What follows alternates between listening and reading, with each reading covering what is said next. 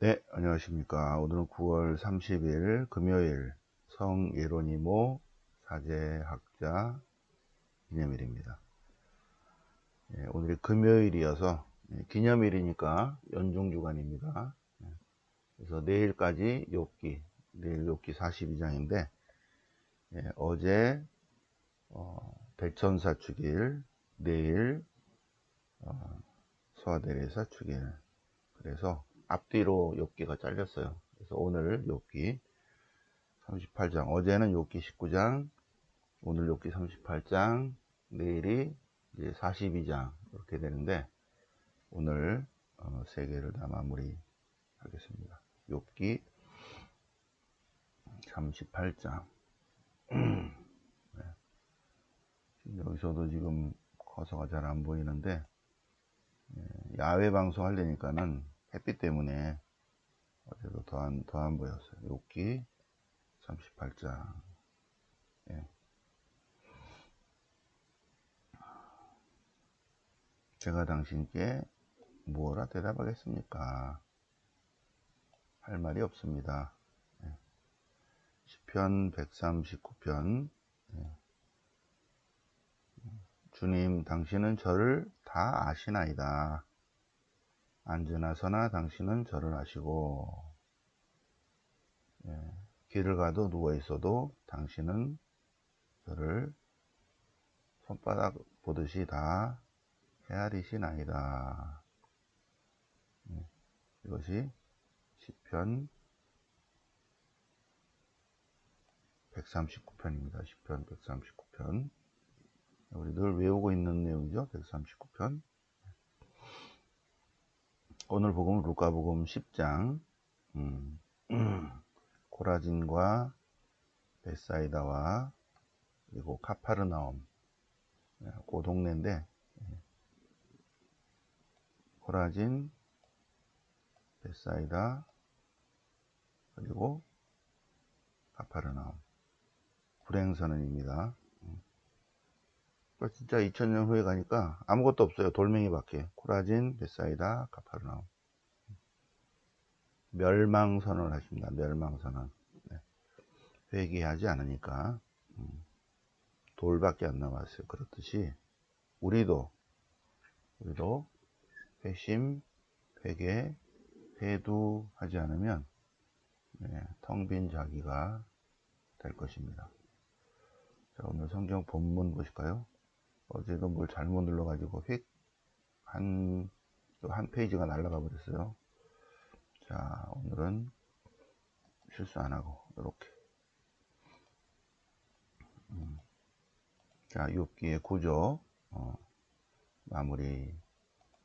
오늘 마무리 설명하겠습니다. 욥기의 구조. 원래 욥기는 아마도 솔로몬 시대 때 수입된 지혜문학이었을 텐데, 수입되기 전의 상태는 1장, 2장, 42장 뒷부분 요렇게만 되어 있었다는 것입니다. 그런 스토리가 메소포타미아 쪽에, 바빌론 쪽에 쭉 흘러 있었고, 이집트 쪽으로도 수입이 되어 있었고, 약간씩 다른 버전으로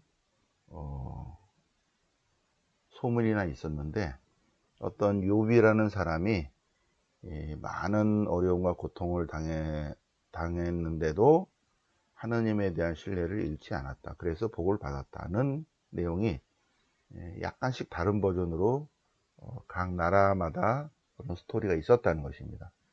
아마도 솔로몬 시대 때는 이집트 쪽 버전을 수입했을 것이다 고 본 것입니다. 근데 그 주된 내용은 거의 다 똑같아요. 욥이 의로웠는데 사탄의 계략으로 고통을 받았고, 그럼에도 불구하고 하나님에 대한 충실성을 잃지 않았고, 친구들이 와서 뭐라 그랬는데도 그래도 하나님이 손보시고 욥에게 복을 내렸다는 짤막한 이야기가 바빌론 유배 중에 다시 한번 이야기가 나오면서 우리가 그런 욥과 같은 상황이 아닌가 했다는 거죠. 그러면서 많은 사람들이 하소연을 했습니다. 예. 우리가 지금 겪는 이 엄청난 고통이 과연 우리의 잘못인가, 아니면 사탄의 장난인가. 어쨌든 고통에 대해서 한탄을 하는 그러한 유다인들의 마인드를 다 모아서 욥기의 저자가 3장, 29장, 30, 31에 다 모아놨어요.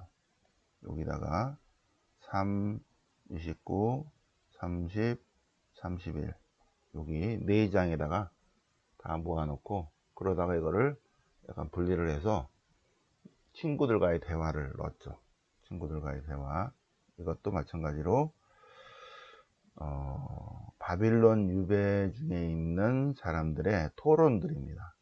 바빌론 유배 중에 한쪽에서는 욥과 같은 말을 하는 거죠. 우리가 이렇게 내가 잘못을 안 했는데 왜 이렇게 고통의 삶을 살아야 됩니까, 주님? 그럴 때 또 다른 부류의 유대인들이 아니야, 우리가 분명히 뭘 잘못했을 거야, 우리가 좀 잘 생각해 보자고 하는 사람들이 있었겠죠. 그래서 유배 중에 50년 유배 중에 사람들이 이렇게 저렇게 대한 것들을 잘 정리해서 잘 핵심적인 사상을 모아서 친구들과의 대화, 새 친구들과의 대화로 모아놨습니다. 여기다가 모아놓고, 결론은 뭐냐면, 그렇게 모아놓고 상선벌악 인과응보 사상을 가진 유다인들에게 욥기의 저자는 요거를 얘기하고 싶은 거죠. 이게 핵심이 뭐냐면, 오늘 핵심인데, 내일 독서는 그래서 복을 받았다는 거예요. 그리고 어제 그저께는 친구들과의 대화 중에 욥의 이야기고, 결론은 뭐냐면, 그렇게 이스라엘이 정의롭다. 다시 말해서 이제 그것이 이제 욥에게 조명이 되는데, 욥이 정의롭다, 하느님께 죄를 짓지 않았다, 하느님께 충실했다 는 기준이 어디에 있는가 하는 거예요. 욥기의 저자는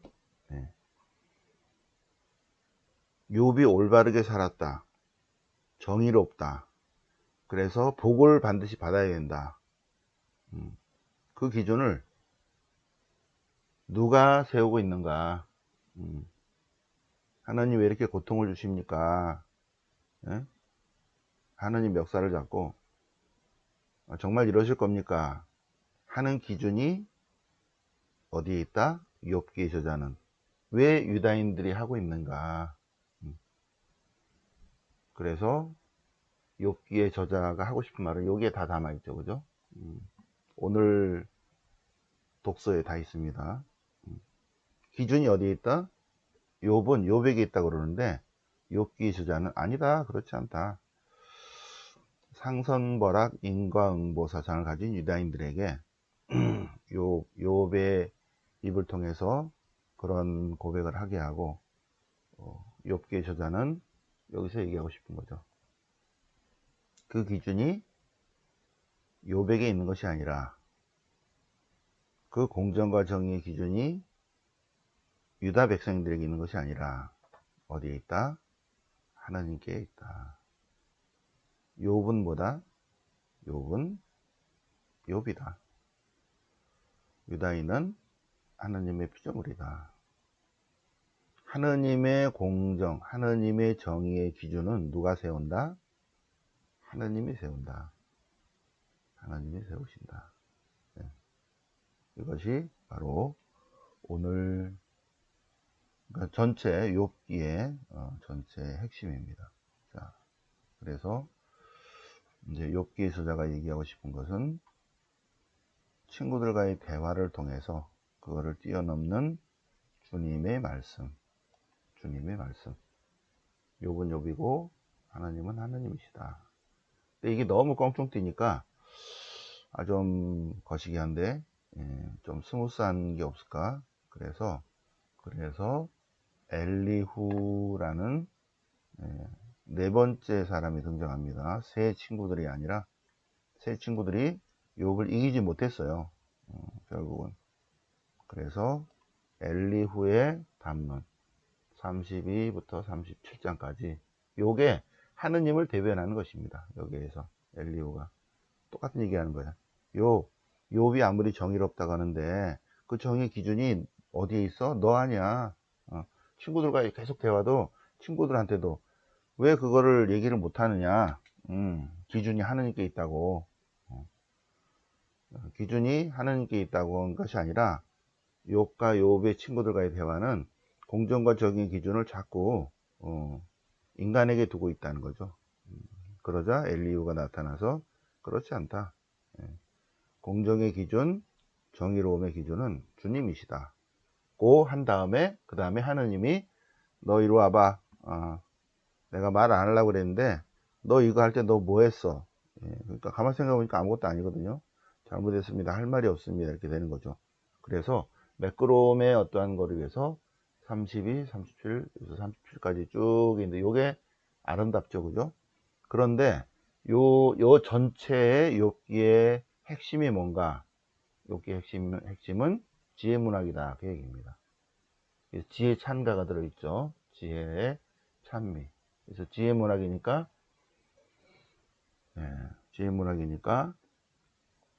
야훼를 두려워함이 지혜의 시작이다. 거기 여기에 싹 들어가 있죠. 여기에.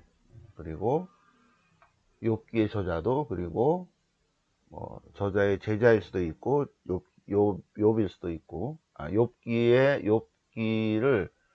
다시 리메이크한 시인의 근본 마인드는 지혜문학가다. 그 사람의 제자일 수도 있고 그 욥기에 우리가 가지고 있는 욥기의 저자일 수도 있고 제자가 덧붙였다 또는 욥기의 저자가 썼다 뭐 이런 그런 여러 가지 주장이 있는데 그 후대 사람이 썼을 수도 있어요.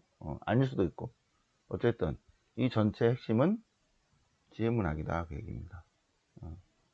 그래서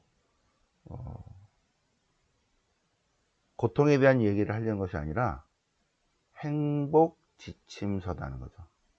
고통을 어떻게 바라봐야 되는가. 고통을 절대로 해결할 수는 없어요. 고통에 관한 문제는 예수님 안에서 모든 것이 해결됩니다. 그런데 예수님 오시기 전까지 유다인들은 욥기를 읽으면서 고통에 관한 문제를 해결하려고 노력을 했죠. 그래서 욥기를 유배 당시 사람들이 이 스토리를 이 시인이 얘기를 해주고 1시간 정도 말로 하는 드라마 같은 거죠. 쭉 얘기해주고 그걸 듣고 묵상하고 그렇구나. 해마다 우리 그리스도인들이 해마다 봄에 그리스 비극을 듣듯이 해마다 그러면서 고통을 묵상하면서 행복을 추구하는 행복 지침서라는 것입니다. 그게 바로 여기 맨 마지막 결론이 있죠. 이거는 지혜문학입니다 하는 것입니다. 그래서 주님의 말씀 5라운드에 가서 주님이 이제 첫 번째 말씀하시는 거예요. 자, 주님께서 욥에게 말씀하신다. 주님께서 욥에게 말씀하십니다. 내가 땅을 세울 때 너 어디 있었나? 내가 바다를 주관할 때 너 어디 있었지? 너 아침에 명령해 본 적 있어? 빛과 어두움을 누가 주관해? 하는 거예요. 빛과 어두움을. 또 기후를 눈의 곳간, 우박의 곳간. 네가 이런 거 하냐? 하늘을 주재하는 동물의 세계. 예, 주님께서 꾸짖으시죠. 네가 하느님과 논쟁하려고 그래? 불평권이 하느님과 논쟁하려고 그래? 그러자 욥이 하느님과의 직접적인 만남을 통해서 욥이 하는 말은 욥과의 욥이 하느님과의 만남으로 인해서 욥이 하는 말은 유구무원, 입이 있지만 할 말이 없습니다. 저는 보잘것없는 몸입니다. 당신께 무엇라 대답하겠습니까? 네, 드릴 말씀이 없습니다. 네, 욥은 욥이고 하느님은 하느님이십니다. 주님의 꾸짖으심, 네, 쭉 나오죠, 그죠? 자, 결론. 시편 139편, 시편 139편. 주님은 저를 다 아시나이다. 앉으나 서나 주님께서는 저를 아시고, 제 생각을 멀리서도 제 생각을 아시고, 길을 갈 때도 누워있을 때도 주님 저를 아시나이다. 제가 당신을 피해서 어디로 가겠습니까? 하늘에 가도 거기 계시고, 저승에 가도 거기에 계십니다. 정녕 당신께서는 제 속을 만드시고 저를 엮으셨나이다. 저는 오로지 주님을 찬미할 뿐입니다. 제가 고통의 길을 가더라도 주님 저를 영혼으로 이끄소서. 주님은 저를 낱낱이 보시고 다 아시나이다. 그러니 제가 비록 고난과 고통의 길을 간다 해도 주님 함께 하셔서 저를 바른 길로 이끌어 주십시오. 139편, 네, 139편. 욥의 대화 같아요. 그죠? 욥의 고백 같습니다. 139편 다시 한번 쭉 읽어보시고 말씀 노트에 한번 더 써보시고 하시기 바랍니다. 오늘은 욥기 오늘은 예로니모 사제학자 기념일을 맞아서 기념일이니까 연중주간 독서와 복음, 어제와 내일은 축일이기 때문에 오늘 욥기 종합 강의를 했습니다. 그래서 욥기 어디를 다시 읽어야 돼요? 욥기 32, 33, 34, 35, 36, 37 여기 엘리후의 이야기를 읽고 그 다음에 시편 139편도 다시 한번 써보고 하시기 바랍니다. 영광이 성부와 성자와 성령께 전과 지지랑 성령오니 아멘. 성부와 성자와 성령 이름으로 아멘.